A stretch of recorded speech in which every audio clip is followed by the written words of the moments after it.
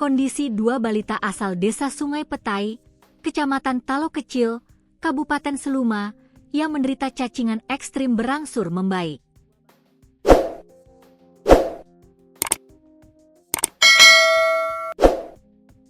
Keduanya, KS, 1 tahun 8 bulan, dan AP, 4 tahun, masih menjalani perawatan intensif di RSUD M. Yunus Bengkulu, meski hasil röntgen menunjukkan cacing di perut mereka masih banyak. PLT Direktur Utama RSUD M. Yunus, RSMY, Bengkulu, Heri Permana, mengatakan KS yang sempat tidak sadarkan diri kini mulai membaik. Nafsu makan berangsur pulih meski masih dalam pengawasan ketat tim medis. Sementara AP kondisinya relatif lebih stabil, bahkan sudah bisa berjalan dan makan sendiri. Perkembangan keduanya cukup baik, cacing yang keluar juga semakin berkurang. Kami tetap memantau dengan terapi obat cacing yang diberikan secara teratur, ungkap Heri. Selain itu, hasil röntgen yang dilakukan pada Kamis malam, 18 September 2025, menurut dia, masih terlihat banyak cacing di perut kedua balita itu. Untuk pasien kakak, pagi tadi dilaporkan sudah buang air besar, BAB. Dan ditemukan banyak cacing yang keluar. Untuk kakaknya, BAB cukup teratur, kata Heri Permana saat dikonfirmasi Kompas.com melalui telepon, Jumat, 19 September 2025. Sementara itu, untuk pasien adik atau KS, sempat tidak BAB selama 1 hari 1 malam. Namun, menurutnya, Jumat, 19 September 2025, sekitar pukul 10 WIB, KS sudah BAB disertai banyak cacing yang keluar. Sampai dengan saat ini, pengobatan kedua pasien balita tersebut masih dengan cara diberi obat cacing. Belum ada langkah untuk operasi, katanya.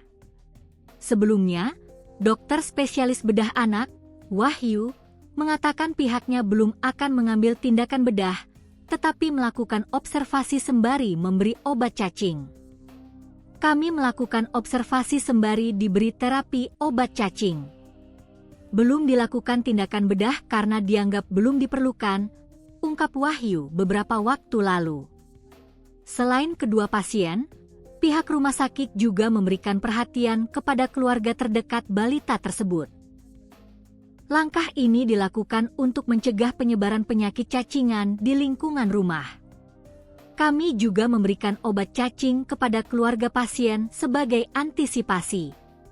Sebab, faktor lingkungan dan kebiasaan sehari-hari sangat berpengaruh terhadap penularan penyakit ini, ujarnya. Ia menambahkan, pihaknya terus berkoordinasi dengan Dinas Kesehatan Kabupaten Seluma dan Dinkes Provinsi Bengkulu untuk melakukan pemeriksaan lanjutan. Termasuk kemungkinan dilakukan pelacakan kesehatan di desa asal kedua balita, guna memastikan tidak ada anak lain yang mengalami kondisi serupa.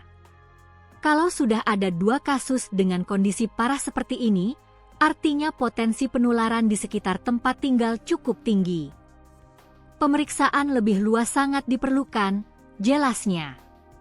Untuk itu, Heri mengingatkan masyarakat agar menjaga kebersihan diri dan lingkungan, terutama pada anak-anak yang rentan terpapar cacing.